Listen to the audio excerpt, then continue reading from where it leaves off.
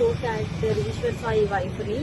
Basic గా నా husband normal గా అయితే మాత్రం మా రిలేషన్ 7 years బట్టి ఎప్పుడు ఎలాంటి డిస్టర్బెన్స్ అయితే లేదు. ట్రూత్ గా చెప్పాలంటే నా హస్బెండ్ నేను ఈ 7 సంవత్సరాలు ఒక్కసారి కూడా నేను ఎప్పుడు ఇలాంటి పొరపాట్లు ఎప్పుడు చూడలేదు. టెక్స్టులు మెసేజ్లు నా దగ్గర ప్రూఫ్లు ఉన్నాయి. చూపిస్తే మాత్రం అంటే ఇట్లా ఎలా వస్తుందంటే మరి నా హస్బెండ్ కూడా చెప్పడం ఏంటంటే తనే ఇట్లా నన్ను కొంచెం ఇది చేసింది. సో అందుకోసం అని ఏ అబ్బాయి అయినా సరే మరి ఎట్లా ఇలాగే అయిపోయింది ఇంకా అని చెప్పి తను చెప్తున్నాడు. మరి ఆ అమ్మాయి ఏమంటుందంటే నాతో కూడా చాలా మంచిగా మాట్లాడేది. సో నేను లాస్ట్ టైం సూసైడ్ చేసుకోవడానికి వెళ్ళాను అనమాట. ఇట్లా ఈ అమ్మాయి విషయంలోనే కొంచెం నాకేదో కొంచెం నెగిటివ్ వైబ్ వచ్చి సో నేను బయటికి అంటే నేను సూసైడ్ చేసుకోవడం వరకు వెళ్ళిపోయాను. నేను నాకు బాబున్నాడు, బాబుని తీసుకొని సూసైడ్ చేసుకోవడానికి వరకు వెళ్ళిపోతే ఆ అమ్మాయి నా కోసం ఫుల్ గా అంటే ఎక్కడ ఇది బాగా స్ప్రెడ్ అయిపోతుందా ఏంటి అనుకుందో ఏమో తెలియదు కానీ కంటిన్యూగా నన్ను ఫాలోఅప్ చేస్తూ ఎక్కడున్నావు ఏమైంది నాకు అప్పుడు కూడా ఏం డౌట్ రాలేదు. తర్వాత చూస్తే మెసేజ్లు ఇవి అవి అన్ని చూస్తే ఇలా రావాలి మీ అన్న రావాలి. మెయిన్ వాళ్ళిద్దరికి కలిపి ఒక ఆయన ఉన్నాడు, ఆయన రిత్విక్ అని చెప్పి వాళ్ళిద్దరు మీడియేటర్, అబ్బాయి పర్సనల్ అసిస్టెంట్ ఇద్దరికి.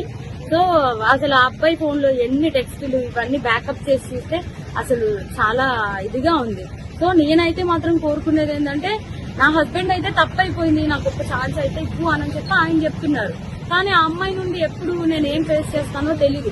కానీ ఎందుకంటే ఇప్పుడు నాలాంటి అమ్మాయికి అంతమంది ఫాలోవర్స్ ఉంది, పైగా నాతో ఇంత మంచిగా ఉండి ఇంత చేసిందంటే వాళ్ళ అమ్మగారు రికార్డు కూడా ఉంది. నేను పొద్దున్న వాళ్ళ అమ్మగారికి ఫోన్ చేసి అడిగితే మా అమ్మాయి అంతే అలాగే చేస్తుంది అని చెప్పి అంటుంది. నా దగ్గర రికార్డు ఉంది. ఫోన్ స్విచ్ ఆఫ్ అయ్యేటప్పటికి నా దగ్గర ప్రూఫ్ లేకుండా ఉంది, ఆన్ చేస్తే అది కూడా ఇస్తాను. సో ఇట్లాగా ఇప్పుడు నాకు అన్యాయం జరిగింది. నా పేరెంట్స్ మా సిస్టర్స్ వచ్చి ఏదో చేశారు. నా హస్బెండ్ నాతో ఏదో కొంచెం పోలీసులు దీంతో ఏదో మాట్లాడుతున్నాం అవుతుంది. ఇప్పుడు నాలాంటి అమ్మాయి ఒకవేళ వేరే ఒక అమ్మాయి ఎవరైనా దొరికింది అనుకోండి, అమ్మాయి ఇదే స్ట్రెస్ తట్టుకోలేక సూసైడ్ వరకు వెళ్తే ఎంత ప్రాబ్లం. నేను ఇది ఒక్కటే ఆలోచిస్తున్నా, ఎవరైనా సూసైడ్ వరకు వెళ్ళారు అనుకోండి అప్పుడు ఎంత ప్రాబ్లం ఉంటది. ఆ అమ్మాయికి తెలుసు నాకు బాబుని కొనేటప్పుడు నేను ఎంత డిస్టర్బ్ అయ్యాను, చాలా హెల్త్ ప్రాబ్లమ్స్ ఎలా వచ్చాయి అమ్మాయికి అన్ని తెలుసు.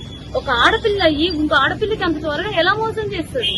అది కూడా నా పక్కనే ఉండి మళ్ళా ఈశ్వర్ నిన్ను మోసం చేయట్లేదు, నేను అలాగా నీకోసం ఏడుతూ ఇంత చేస్తూ నా హస్బెండ్ తో అసలు అది ఎట్లా ఉండగలుగుతుంది. నా హస్బెండ్ కి డ్రింకింగ్ హ్యాబిట్ కూడా లేదు, అలాంటి తను డ్రింక్ కూడా చేయించారంటే అసలు నాకైతే అర్థం కావట్లేదు. అసలు ఈ ఫోక్ ఇండస్ట్రీ అంటే నేను చాలా ఈయనకి మంచి వాళ్ళందరూ చాలా మంది మాట్లాడుతుంటే అబ్బా చాలా ఇట్లా ఉంటది అట్లా ఉంటది అనుకున్నా కానీ ఇంత అన్యాయం నా వెనక ఇలా జరుగుతుంది అని చెప్పి నేను ఎప్పుడైతే అనుకోలేదు.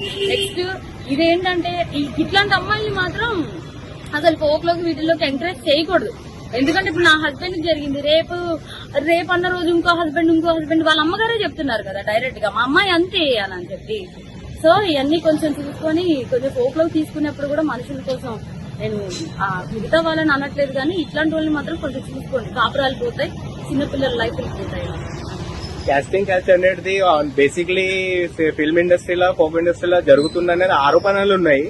మరి దాని మీద మీ అభిప్రాయం ఏంటి? ఇది కూడా అదే కోణానికి చెందిందా లేకపోతే ఇండివిజువల్?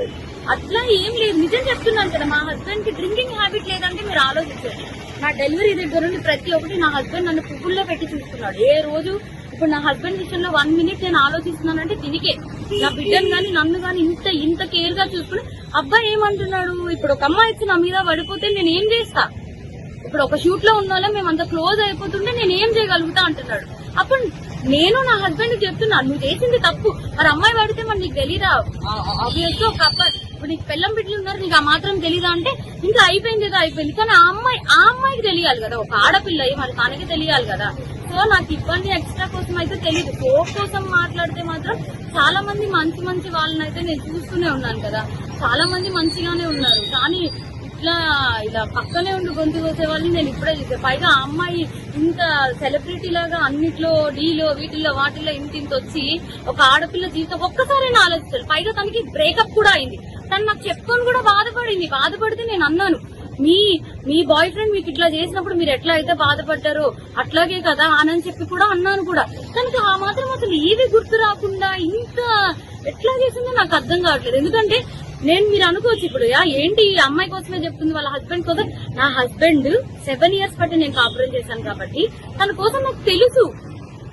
అది నేను చెప్పే తన కోసం నాకు తెలుసు, తను కూడా ఒకటే కదా అంటున్నాడు, మీద మీద పడిపోతే నేను ఏం చేయగలుగుతాను అననే అంటున్నాడు. సో ఇదేం చెప్తున్నానంటే కొంచెం ఈ రోజుల్లో అమ్మాయిలతో కొంచెం జాగ్రత్తగా ఉండాలి, ఫ్రెండ్స్ ఇవి అవి అని చెప్పి కూడా నమ్మద్దు. ఈ పోకు వీటిల్లోకి అయితే మాత్రం పోకనే కాదు, దేంట్లో అయినా సరే పంపించే ముందు ఒకసారి ఆలోచించుకోండి అంతే.